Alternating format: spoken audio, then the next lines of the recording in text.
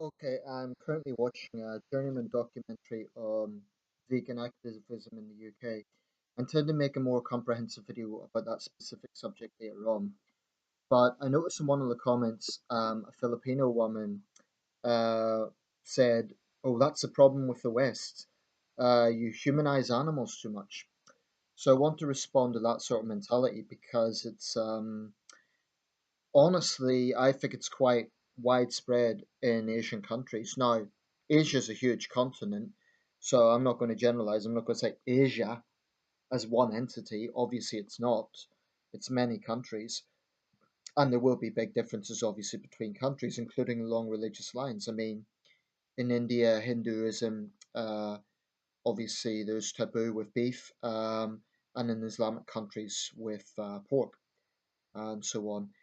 Although there's also theocratic debates on exactly the nature of that, but that's beside the point. What I want to focus on here is my own personal experience of what I saw in China, and also, I'm going to be politically incorrect and just say it. I think that countries that have a regressive attitude to human rights often have a desensitized attitude to needless animal suffering as well, and I, I do think there is differences between East and West. I'll give an example. Here in my city, there was an injured baby seagull. Last year, I came across it in, if anyone knows Sunderland and Park Lane. Now, there was a group of people gathered around, and I think probably in retrospect, there was an overreaction. I don't know if it had hit a window or something, but it was obviously stunned. It was interesting that there was a homeless man nearby, and everyone was ignoring him, but everyone was focusing on this injured baby seagull. So maybe in some ways we are too sensitive around animals in the West. Certainly in Britain, there's been a lot of progressive changes in terms of animal welfare legislation, although people would still argue there's a lot of contentious issues around halal slaughter and also outside the halal debate around general conditions in abattoirs and so on. They're not pleasant places. And let me just say for the record, I'm not a vegan and I'm not a vegetarian. So I would be a hypocrite if I lambast the meat industry or anything like that. I'm not going to. I do think the conditions should be as humane as they possibly can be. But I'm not going to be a hypocrite. I'm not going to attack that when I do eat meat. That would just, I'm not going to be a hypocrite in that sense. But sticking with the issue of Asian countries and animal welfare, or at least certain Asian countries, um, I do think there's desensitization because in a country like the Philippines, for example, it's not a priority. The priority is crime, poverty, periodic cyclones, so typhoons, I should say, in that part of the world. Those are all endemic issues, and understandably, they are what people are concerned about. But the Philippines has cockfighting still. Now, that was abolished in Britain over 100 years ago. We did have fox hunting until into the 21st century. That was abolished. Most people support that abolition. But I would argue in countries like China, the Philippines, Vietnam, and Japan, there are just certain things that go on that people do view in a very different way from the West. And I think that there is a long standing tradition of ethical campaigning. I'm not going to say an ethical record, but ethical campaigning in the West that you don't get that much in the East. I'm not saying it doesn't exist, but I mean, way back in 1907, over 100 years ago, there was a heated public debate on vivisection of dogs. It became known as the Brown Dog Affair. It was a major national issue. It was the dominant issue of the year 1907, and it actually surpassed the suffragette issue in that year. In fact, there's a statue somewhere in London to that. So there is a long history of campaigning. Now, in the Far East, I think attitudes are gradually changing.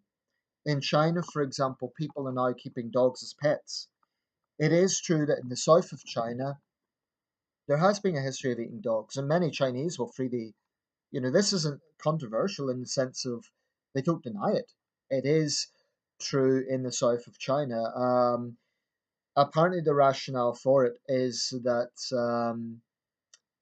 people feel that it's good meat for keeping you warm, but in cold weather. Now, I don't really understand that because a dog is not. I would have thought that's quite lean meat compared to, say, beef, but for me, it's not the type of animal that's being consumed. That's not my issue with it. It's the disgusting ways in which they are literally beaten to death. Now, I don't think you need to be a vegan or even a vegetarian to be uncomfortable with that. And I have heard vegans and vegetarians say that's hypocritical to condemn that, but you eat meat. I don't think it is because meat consumption in general, West and East, is done and people want to know that the conditions at least that farmers rear their animals in an ethical way, and there is a growing. I think it's good that there's growing awareness of that. For example, battery hens versus caged hens, excuse me, versus free range hens. I try to get free range eggs as much as I can. So there is growing awareness of that. And in China, there has been, I think there's a slightly different mentality with the younger generation. But even then, I cannot forget the time I was in a zoo. I visited a zoo in the city that I was in Yongzhou. This was the first time I was in China. The conditions were nothing short of disgusting. Now, some people will say that zoos are all disgusting, but I've been in many different zoos, and there's big differences between them in terms of the facilities, including in China. I've seen some zoos in China where the standards are more like Western standards. Others where, I mean, this one in Yongzhou, it was me and another teacher actually reported it to an animal welfare charity based in Hong Kong. They said they dug into it. There was a crocodile that was dead.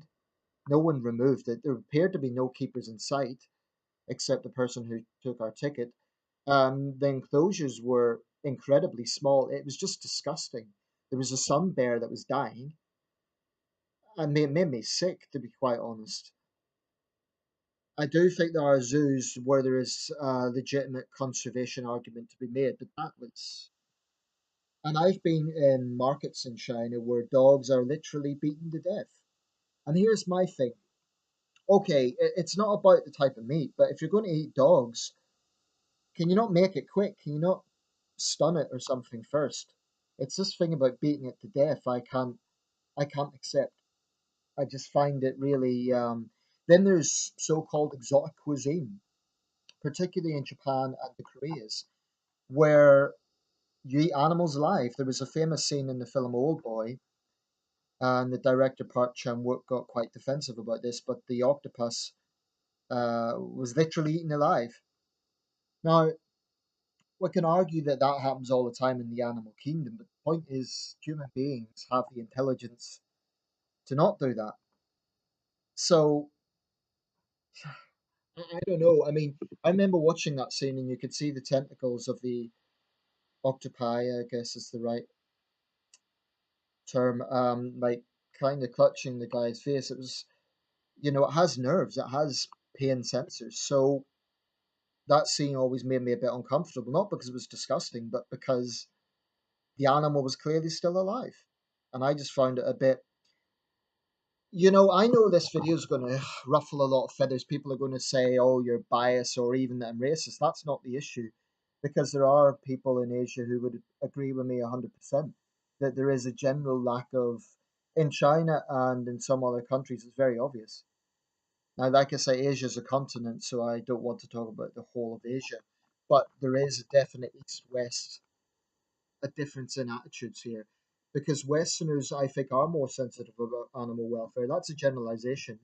But the average Westerner, frankly, is going to be more sensitive about animal welfare issues than the average Easterner. It's just it's just a cultural observation. And it may be that it's because Eastern countries which are developing, it's just not a priority because people are living in poverty. But often those countries have appalling human rights records. And I do have a theory that countries that have a lax attitude to human rights are often desensitized about animal welfare. Having said that, India is known for having a pretty strong ethos on animal welfare, yet its human rights record is pretty shady to say the least. So that doesn't always go hand in hand. Anyway, I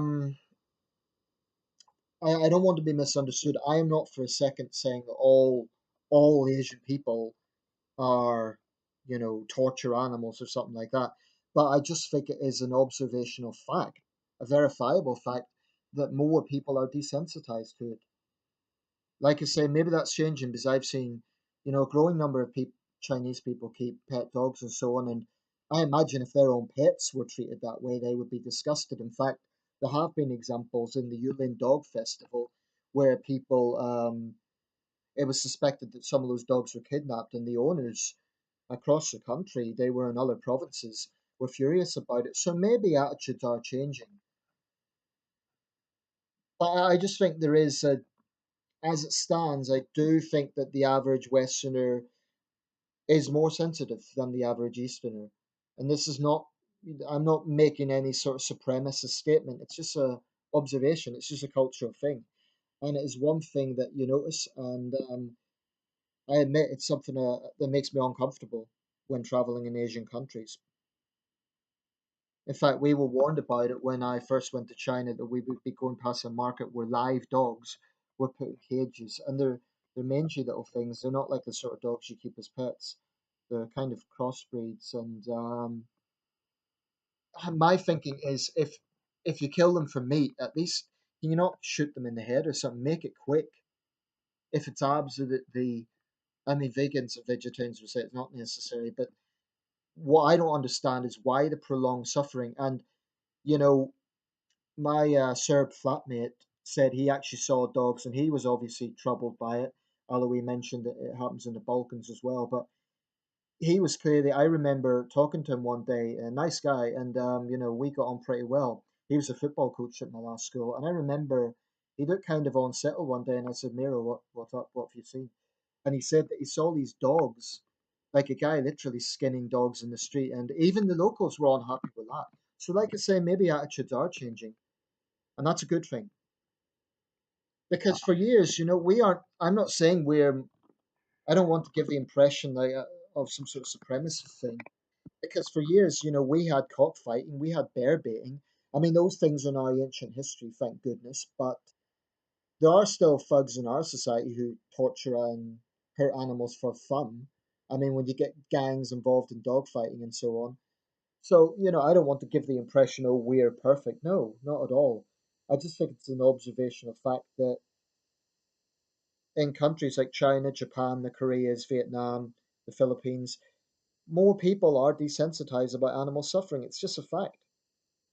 And I hope that's something that changes in the future.